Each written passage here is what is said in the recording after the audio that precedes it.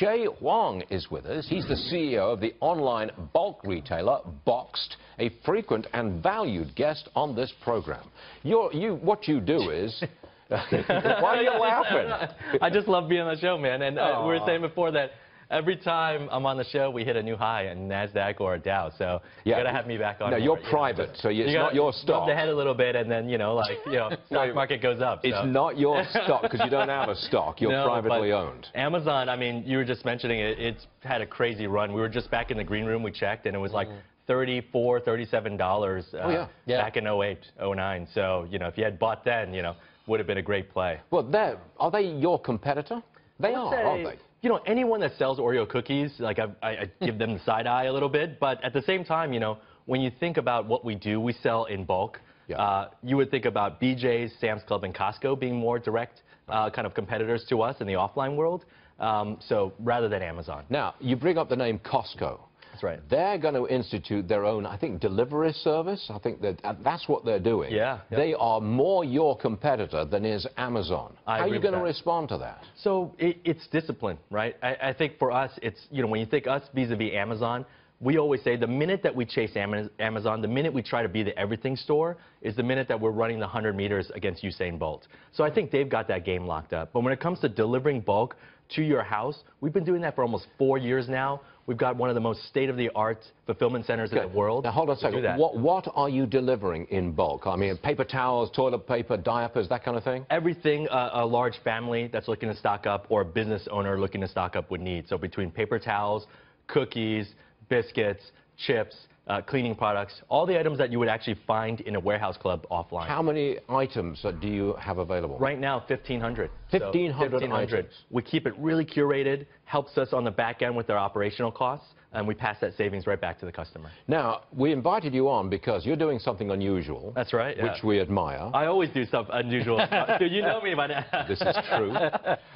You're going to automate your distribution centers. That's right. But you're not going to fire or lay off anybody. I mean, that's why I'm excited to be on the show, because there's been all this talk on your show and actually all across kind of journalistic outlets that, that's talking about the zeitgeist today, which is basically automation taking jobs. And so we have now, if you guys came to just across the river here in Union, New Jersey, we have what we think the most automated and the most, I guess, technologically advanced fulfillment center in the world for CPG products, consumer packaged goods. But we made a commitment to our staff that no one's going to lose their jobs. But you're the most automated? Yeah, when you come in, you're going to see it. So when you look at consumer packaged goods and what we sell, this is one of the most, if not the most, advanced fulfillment centers in the world. How big is in Union City, New Jersey, how big is it? Square feet? We're about 150,000 square feet. And how many people work in it? Right now, a little over... will work in it when you... A little over 100, and after we turn on the automation, and it's still over 100. So that's our commitment to the staff there. What you're all about is computing power, applying computing power to a distribution system and online selling. That's what you do. I would say yes, but I think that's what makes us so unique, is that we are a technology company that has a retailer storefront, but on the back end, and you know my philosophy in terms of people and the folks that got you here, we're really old school. We still believe in that pack with that employee. The folks that work 8, 10, 12 hours a day, toiling away in that fulfillment center when it was manual, those are the folks that got me here today. And suddenly now we can afford this new automation. We wrote the software and we could do this to say, hey, Mr. Roboto is going to take over your job now. Thanks for your service.